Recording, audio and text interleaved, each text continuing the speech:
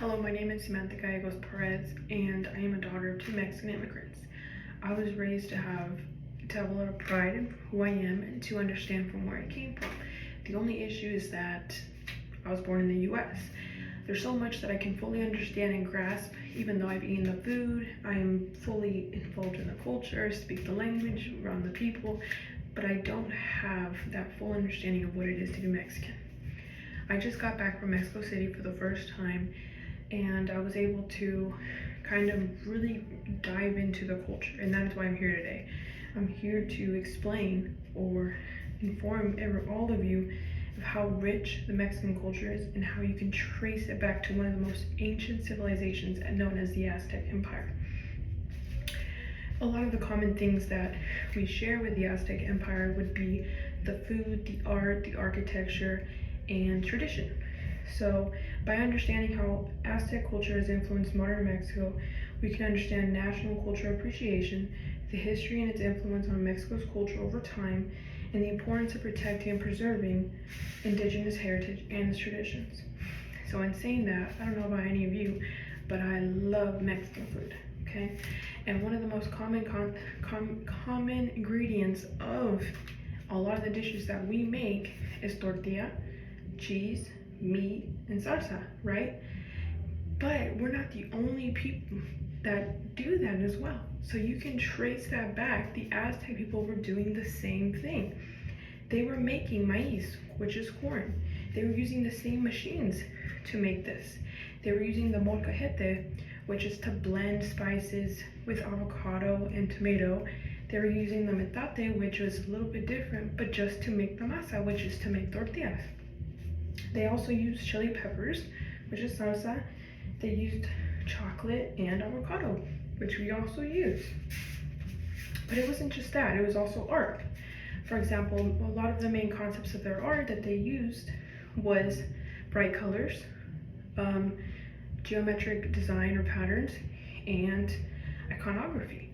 So they used all of these aspects incorporated into the art that Mexicans use today as well. For example, they used blue, which signified currency.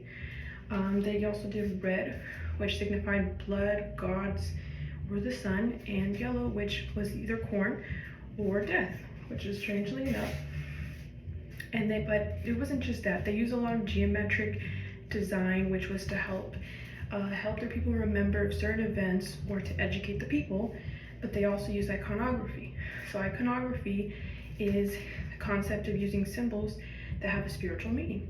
So what they did is, for example, two important icons that we can use is like the eagle and the jaguar. The jaguar represents war and military, which is one of the common things.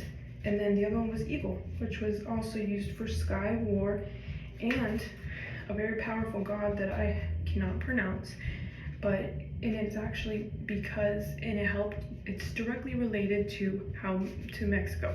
For example, when the Aztec people came to Mexico City, before it was Mexico City, they saw an eagle they still represent as this powerful god on top of a cactus with a serpent in its mouth. And to them, they saw it as a sign that they needed to settle there.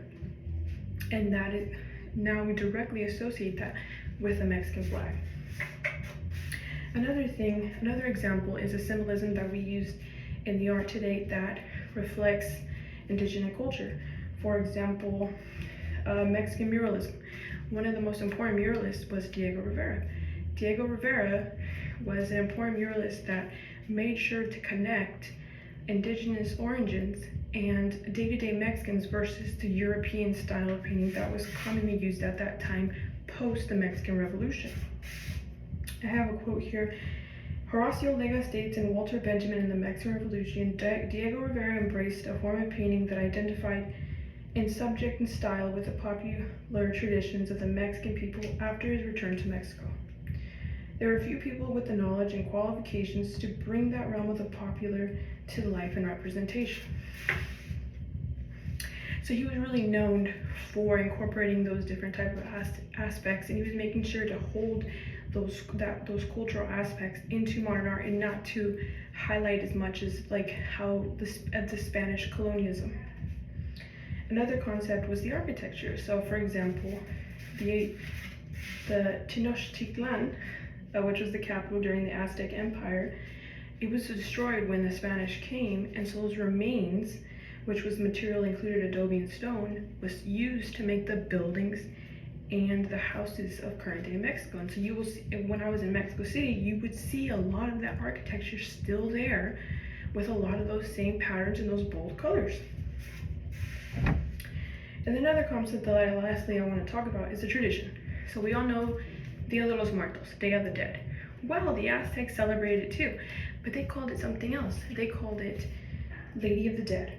And so what they did is that once every year they were celebrating the Queen of Mictlan, which was basically the god who would come by once a year, and she was to make sure that we were taking care of the bones of our dead, because it was important for the creation of life.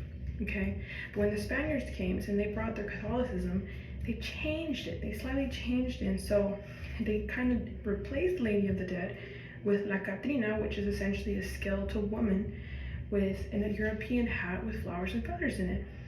And we still celebrate it the same way the Aztecs did it. We do celebrate with festivals, food, and honoring our dead.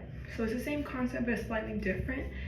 But the Aztecs were also doing that as well. So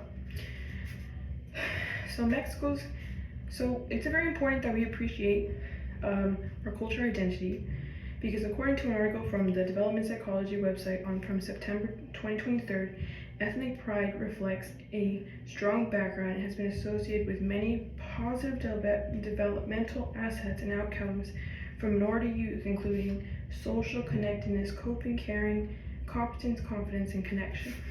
It's really important that we stay close to our roots, because it leads to more of a positive upbringing.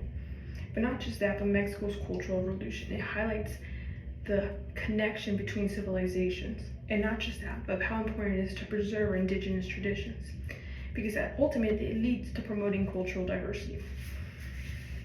So I'm here today to also just kind of reiterate that, our present cultural dynamics that include food, art, architecture, and tradition is directly associated to the Aztec Empire. So by understanding how Aztec culture has influenced modern Mexico, we can understand the national cultural appreciation, the history and its influence on Mexico's culture over time, and the importance of protecting and preserving their traditions and the heritage of our indigenous people. Mexican culture has been widely known for its food and its traditions, but by having a better understanding of how deep those roots are, we can appreciate how rich and how ancient they go back in time, and to be able to preserve them for years to come is extremely important. Thank you.